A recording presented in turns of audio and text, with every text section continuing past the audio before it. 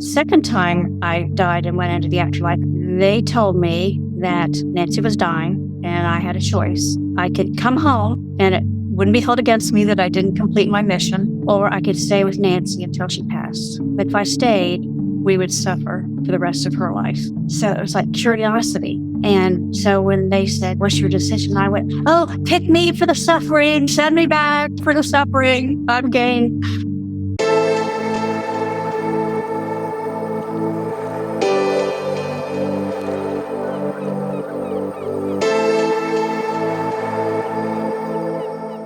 Hello, everyone. I'm so honored and excited to be here today with Nanci Danison. She has had 3 afterlife experiences, 3 near-death experiences, many out-of-body experiences. And so obviously we won't have time to cover all of that today, but we are going to talk mostly about her first afterlife experience and how it differs from typical near-death experiences. Thank you for joining us, Nanci. Well, thank you for inviting me. Of course. I would like to start by explaining that there are a lot of different categories of near-death experiences. I call mine an afterlife experience, and there are a couple of handfuls of others just like me who've had very similar afterlife experiences. I call something an afterlife experience if the person has gone into the light, had a life review, and then went past that. Most of the near-death experience literature and research centers around people who have either gotten out of body when they were ill or had an accident or were near death for some reason. And those wonderful people have proven that we do not require a human body to be ourselves. Our consciousness, our personality is independent of what we are incarnated into. Then there's a category of near-death experiencers who go into the light and they enter the afterlife. In my mind, you have to go into the light in order to enter the afterlife. Some of them see wonderful, beautiful gardens or crystal cities or just Earth-like environments, only supercharged and beautiful. Those scenes exist only for the soul that sees them. They are what Source, and I call God Source. They're what Source explained to me are manifestations. Once we get out of the body, we can instantly manifest or create physical reality to match our beliefs. So if you go into the afterlife with the belief that you're going to see pearly gates, you will manifest pearly gates. And the whole idea here of being able to manifest what we believe and what we expect to see in the afterlife is to comfort us. We souls have just left a host that we have loved dearly for years or decades, a host that we thought was us. It's a very traumatic event. So the crossing over process is designed lovingly by Source to put you at ease, to bring you peace, to show you love and acceptance, and to make it as easy as possible to accept our no longer in human life. And beyond that, there are near-death experiencers who have a life review. And the life review seems to be kind of the gateway or a hallmark of having a more complete afterlife experience. People who have a life review generally aren't told it's not your time, you have to go back. Most near-death experiencers, I'm sure you're aware, will say they got to a point where they couldn't go any further. They couldn't cross a bridge. They couldn't cross a creek, or they were told by a being of light that it wasn't their time and they had to go back. Afterlife experiencers never reach that point. They just keep going.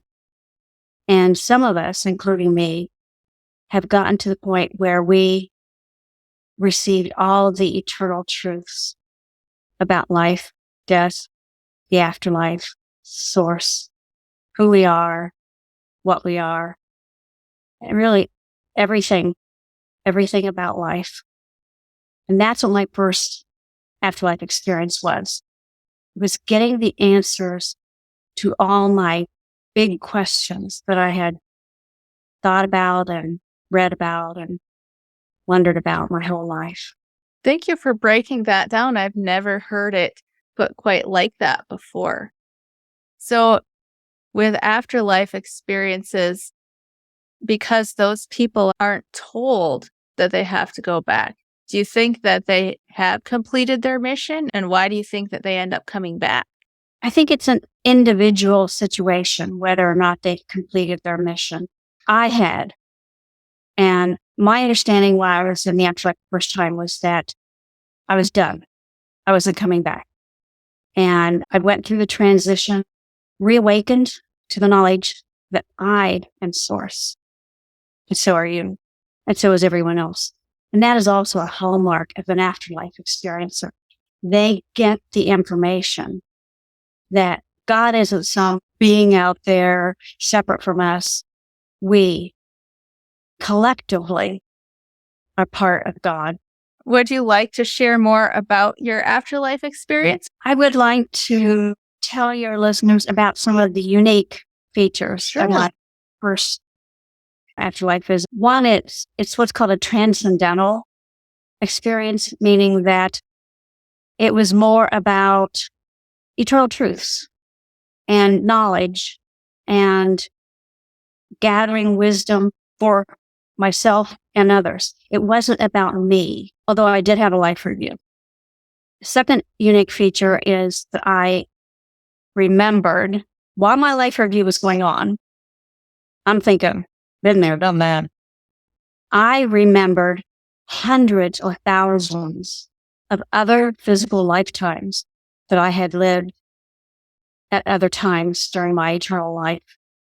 And I remembered every one of them, every moment, every single moment, every single one of them, all at the same time. They were all in my mind all at the same time. And I was just flabbergasted that I could possibly have forgotten who I really was, that I had had all these other lives. It was just amazing to me.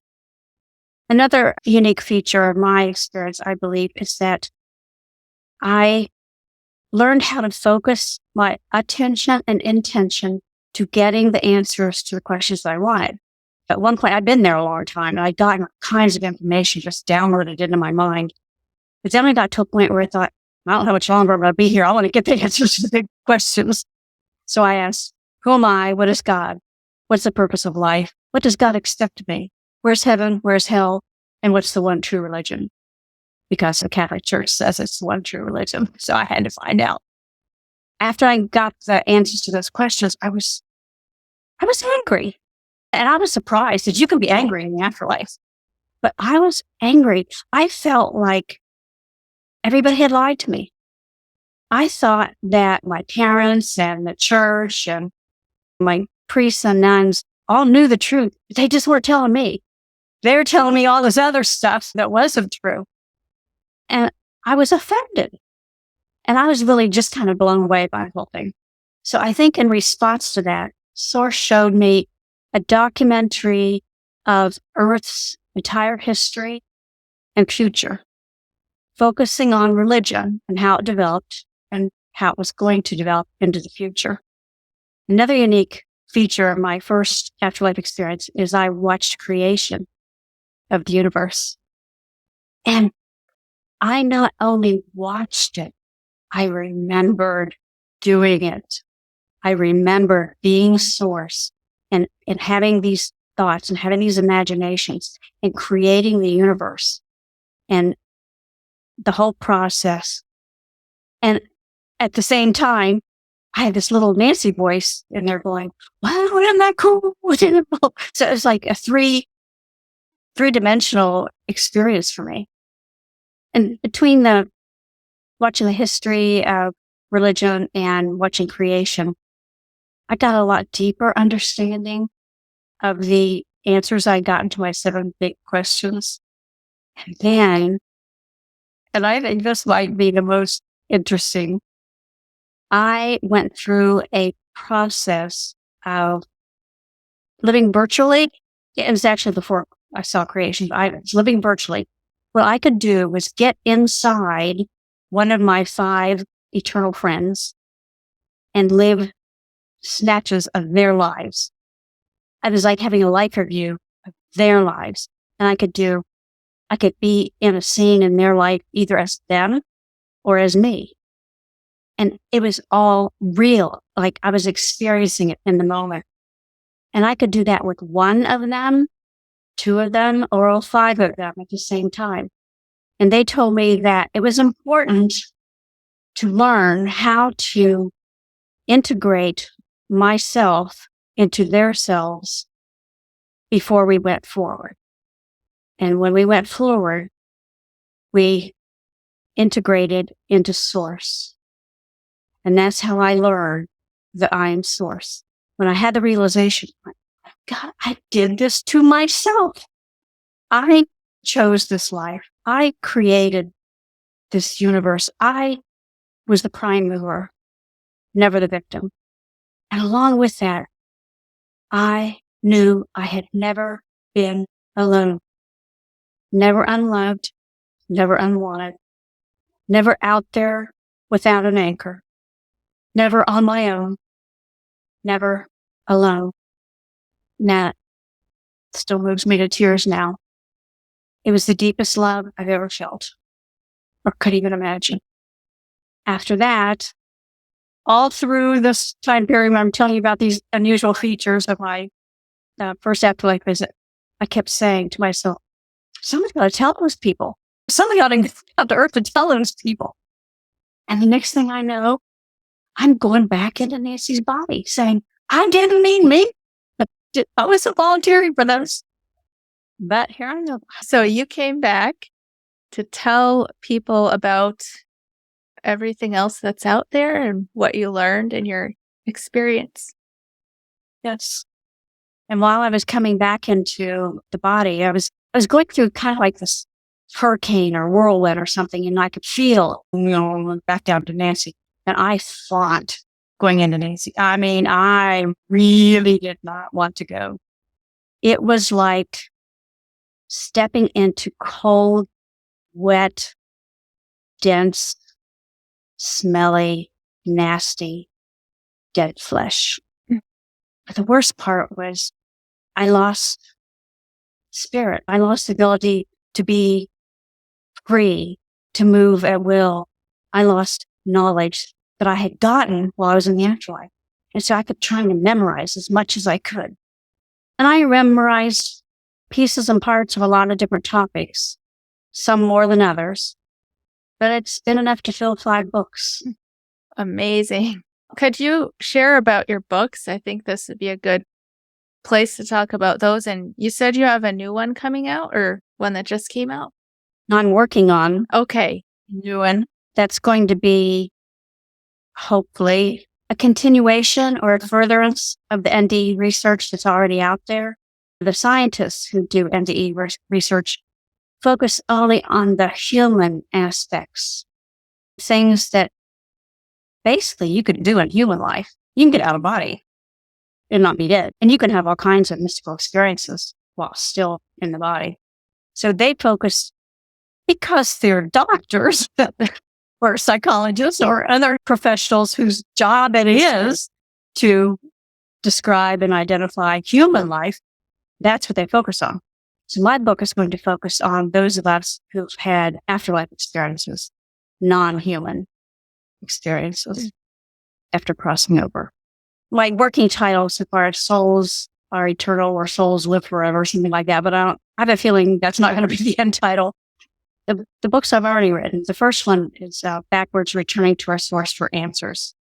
And that's kind of like a 40,000 foot overview of everything that happened to me and everything that I learned, because I didn't know if I'd ever get another book published. Second book, Backwards Guidebook, is the rest of the manuscript so I didn't get to the end of the first book. I think the first book's close to 300 pages, I think it's 308 pages. And the second one's 248 pages. So it was too much to put into one book.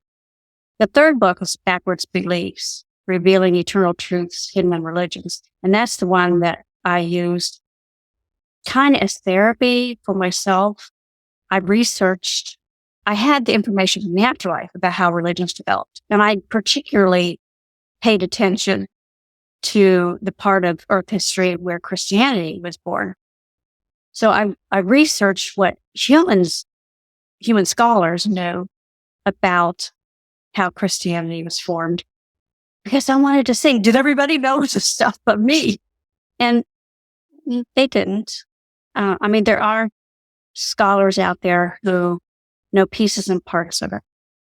But so my book, Backwards Beliefs, focuses on a detailed description of what I went through with Source in creation of the universe. And then it addresses basically the creation of Christianity and just the ideas that I learned in the afterlife that replace Christianity. Religions are all, we're at the bottom, and then there's this big pyramid, or we're at the bottom of a big pyramid, and then God's at the top. And we're supplicants, and we're victims, and we have to pray to God for the good stuff. The model that I learned in the afterlife is we're all one. There's no up, there's no down. We're not victims. We're not supplicants. We're not anything that we thought we were. So that book kind of walks through that analysis. And then my fourth book is called Answers from the Afterlife, which is basically the newsletters I'd written over the years and emails I'd written to people who'd asked me questions.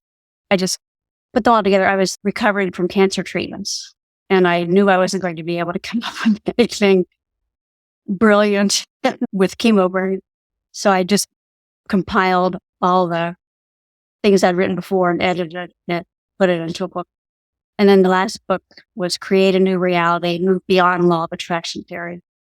And it's everything that I can remember learning in the afterlife, the 3 times I was given this knowledge. So I knew it had to be important because I was given it 3 times, about manifesting, about how we souls manifest the physical reality that our host bodies experience. And I did that last because I got wonderful manifesting stories from my readers. And I waited until I got enough of them to make a book out of it. Well, I can tell you I'm definitely going to read your books because I have so many questions just about what you've shared. And I know there's no way that we'll get to all of it in one interview. So also for my viewers, if you are interested in the things that she's been sharing, I'll have all of her books linked in the description, but maybe we'll get to a few questions here. This has been a really huge topic on my channel lately, and we were just talking before this interview about the video where I addressed it, where some people are saying that we're forced to come into this life and we're trapped here. And so I have a question for you, because you said that we actually, or you, and I assume that all of us participated in the creation of the universe, and we did this to ourselves, basically. And so why is it that in that moment when we're coming into our bodies that we're sort of fighting it and not wanting it? I know people as adults feel that way. How do you know how you felt when you're inside the womb? I learned in the afterlife that there are many stages of eternal life. Incarnation is one of them, whether we want to go through the incarnation stage. It is always our own choice. We choose where in the universe we want to incarnate. We choose what we want to incarnate into. We choose not to incarnate at all, if that's our preference. We can choose to incarnate over and over, or just once in a while. Like before I came into Nanci, I had not incarnated for what would be considered thousands of Earth years. So we are in full control of our incarnations. Nobody forces us. Nobody tells us. Something else that I thought was really different than my understanding of incarnation, and I had just this much understanding of incarnation because the Roman Catholic Church does not say it exists. Yeah. I grew up believing that my soul was created to be Nanci. Period, end. But I learned in the afterlife, we do not choose the body that we incarnate into. We choose the parents Like if we want to be a human life, it's different if we are incarnated into other kinds of species or other plants or animals or things. But if we incarnate into humans, we choose the parents and we watch them. We watch them on Earth and see how they act, what kind of lifestyle they have, what their values are. I can remember watching my parents before I incarnated into Nanci. And I can remember my impressions of them as parents. The purpose of life is to have certain experiences. And so we want to pick parents who will have at least one child that's likely to have the experiences we see. And then we just incarnate into one of their children. And it's like humans are so up about what they look like and what they do and all these things that are very important to animals. But when we're souls deciding to incarnate, we don't care what we look like. So we're looking more for what type of an experience it will be? Yes. Do you want me to give you some examples? Oh, sure. I would love to hear them. There are three big purposes of life, three big reasons we incarnate.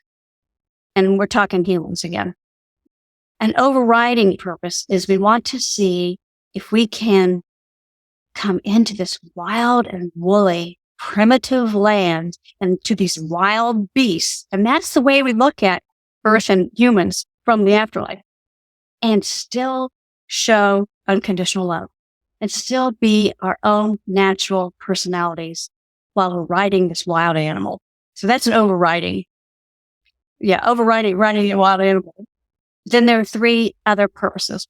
One, we may incarnate with a loved one who's going to incarnate into a human so that we can be there as their support person. And so we will incarnate into a spouse or a child or a teacher or a rabbi or somebody who would typically be a support person for a human. So that life would be all about giving support to the other person. When we're not giving support to the other person, we're supposed to have fun. Another purpose is to be a catalyst. We may agree with someone in the afterlife that we're going to incarnate with them so that we can do something that is a catalyst for something they want to experience in their life. Say, for example, somebody wants to experience what it's like to have the weight of life and death decisions on their shoulders. And so they may incarnate into somebody who later becomes a doctor. And maybe the other person who's the catalyst will incarnate into someone who causes an automobile accident and somebody is grievously injured. And the doctor has the weight of saving that person. And whether it has to go through the emotional turmoil of thinking and wondering, and should I save them so that they live a life that they may not think is worth living, or should I let them go? So that's a catalyst life. And when you're not being the catalyst, you're supposed to be having fun. The most prevalent purpose of life is to study a theme or a concept or a character trait that Source doesn't have. Source can imagine it, but cannot experience it directly because it's just contrary to its own nature. Let's take greed. So someone may decide they want to study what it's like to experience greed, and they will incarnate into every creature in the universe that feels greed. And they will do it over and over and over and over until they get a 360-degree perspective on what greed is like. And let's say they're incarnating into humans for a while. In one life, they may be the greedy person who, cons people and scams them and gets their money by illegal means. In another life, they may come in and be the victim of a con and be the victim of somebody else's greed. In another life, they may be the employee of a greedy boss and go through what it's like to try to satisfy somebody who really has just one goal in life. and still maintain some self-worth. And the next life, they may be something else entirely. So you'll have every relationship in which greed can be experienced from lifetime to lifetime. It'll take several lifetimes to do that. And when you're not working on your theme or you're studying your character trait, you're supposed to be having fun. Because that's what Source thinks. Sort of building on that question, is there an overriding, and you may have sort of already answered this already, because you did mention that the overriding reason we come here is to display unconditional love. So even in this situation where somebody may be learning about greed or some other, I don't know, anger or despair or something that we would consider a really low negative experience, is the overriding reason they're doing that to learn about love, or is there another reason? We, parts of Source that humans call souls, do not come into an incarnated state to learn about love. We are love. We're Source. We're unconditionally loving. That's our nature. We know what that's like. We can have that at home. So we're more interested in learning what it's like not to be unconditionally loving. But we also have this challenge, or we challenge ourselves to try to, as much as we can, bring our own eternal, spiritual, innate nature to the forefront in a life. And that's why every person has. Sometimes you feel like you've got a devil on the shoulder and an angel on the other shoulder, and you're torn. Should I be selfish? Should I be generous? It's always an emotional struggle between having the soul take control of the body and act like its own innate, unconditionally loving spiritual self, or having the body take control of the body, which is what happens most of the time. But we're not here to learn love. There's nothing humans can teach us about love, except humans can teach us conditional love. Love based on bloodlines. If I'm related to you, I'm going to love you. Love based on sexual attraction. Love based on possessiveness. Love based on gratitude. All different variations of things that humans call love. And we can learn about that as souls. And we usually do. Okay, so I don't know if this is something that you want to get into because it might be a big topic, but I know a lot of people are going to ask me. You mentioned that you had the 7 big questions answered. Would you like to share what those answers were? I'll try to keep it as short as possible. What is Source? Source is an energy field. Has personality, innate traits. It is the creator of all that is. There's nothing remotely human about Source. Who are we? We are mental characters within Source's mind. Kind of like how an author has book characters. And, some authors will write books about the same characters over and over, and then they'll switch to new characters, or they may have different characters in every single book. But they keep all those characters' personality traits in mind while they're writing. Well, we're like book characters in Source's mind, and Source keeps us all in mind while we're out there living what we think are separate lives. So we are characters within Source's mind. We are literally part of Source's consciousness and self-awareness. What's the purpose of life? I've already explained that. What does God expect of me? Nothing. Come, do your thing, have fun, learn something. That's it. Our sole purpose for incarnating is to have experiences that Source can't have directly. And that includes having fun and sex and eating. When I was in the afterlife, I missed chocolate. Where's heaven? There is no place. Heaven is a state of being, a state of awareness. Whereas hell, there is no hell. Source did not create one.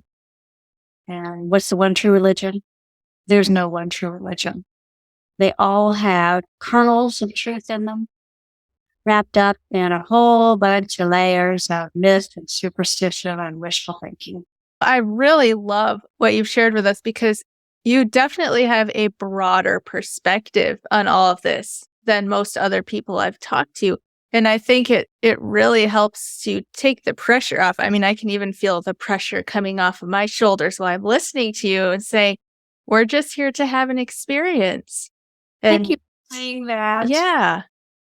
And I don't think that is an excuse to go out and do hurtful things to people, but it's when you make a mistake, maybe we shouldn't take it so seriously.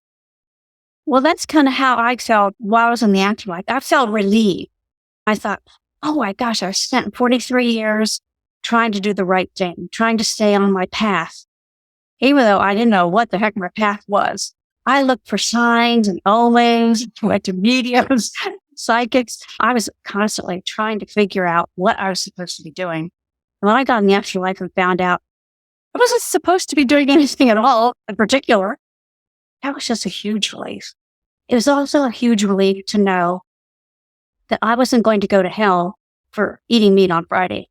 Well, Nanci, is there anything else that you would like to talk about that we haven't covered so far? I could talk for days. I think I would like to touch on my other two afterlife experiences just briefly. Absolutely. The second and third ones were what I said at the end of my first afterlife experience. I said somebody ought to tell those people, and it ended up being me. So I looked at that as a mission. And I discovered the second time I died when I went to the afterlife that if you have a literal mission like that, there are groups of light beings in the afterlife who watch over you. I mean, they know you don't remember, and they know you don't know what you're supposed to be doing. So they kind of keep track and kind of nudge you and support you and try to help you fulfill your mission when you don't know what the heck you're supposed to be doing because you don't even remember you have a mission. At least I remembered I had a mission and I knew what I was supposed to be doing. But the first time I went into the afterlife, this group of light beings, I call them a council, and it did feel a little bit like they were judging me. So when near-death experiencers say there's judgment in the afterlife or they felt judged, I can see where they get there because my counsel was basically saying, get with the program. You're supposed to be telling people what you experienced and what you learned. And I hadn't told a soul. So I felt like it's a smack up the side of the head. Get going here, girl. And right after that, I joined the International Association for Near-Death Studies and started speaking about my first afterlife experience. The second time I died and went into the afterlife, it was another council meeting. And they told me that Nanci was dying and I had a choice. I could either come home and it wouldn't be held against me that I didn't complete my mission, or I could stay with Nanci until she passed. But if I stayed, we would suffer for the rest of her life. And I thought about it, and I had those competing emotions. Part of me was like, I've never failed before. I don't want to fail at my mission. I mean, how many times does Source give you a mission? So I didn't want to fail at it. And the other part of me wanted to see what was going to happen. Because, see, I knew I'd watched the future, or I wanted to see what did that stuff actually happen. So it was like curiosity. And so when they said, what's your decision? I went, oh, pick me for the suffering. Send me back for the suffering. I'm game. And that's what I got. But Nanci didn't die right away. At least not anymore after that. Well, thank you for coming back and spreading this message for the rest of us. You're welcome. I could do without the suffering, though. Yeah, I think most of us can agree to that. Well, Nanci, thank you so much for agreeing to have this conversation. I've really enjoyed it. I've learned so much from you, and I'm definitely going to read your books. Is there anything else that you'd like to share? Any other projects you have going on that you'd like people to know about? I I used to do workshops before I got cancer in 2011. And I did them for a little while after that, but the treatments just wiped me out. So I stopped. And also I stopped because I had chemo brain, and I found myself saying weird things during my workshops.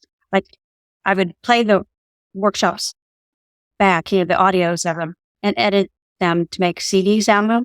And one time I heard myself saying that our DNA is only less than 1% different from chipmunks. And monkeys, I don't tell all these people that we're just like chipmunks. And so that's when I decided maybe I shouldn't be speaking to people anymore. So I started in January doing webinars with the International Association for Near-Death Studies. And I use PowerPoint slides. So they keep me on track. There you go. But thank you. All right. Well, thank you so much, Nanci. I've really enjoyed this. Thank you for everything that you've shared with us today. You're quite welcome. Thank you for watching the Love Covered Life podcast. Don't forget to subscribe and comment with your thoughts and opinions, and check the description box for the links to my free community where I share lots of resources, my Pay What You Can community where we do classes and challenges together, my TikTok, Instagram, my Clips channel, and lovecoveredlife.com where I share my paintings. Thank you so much for your support.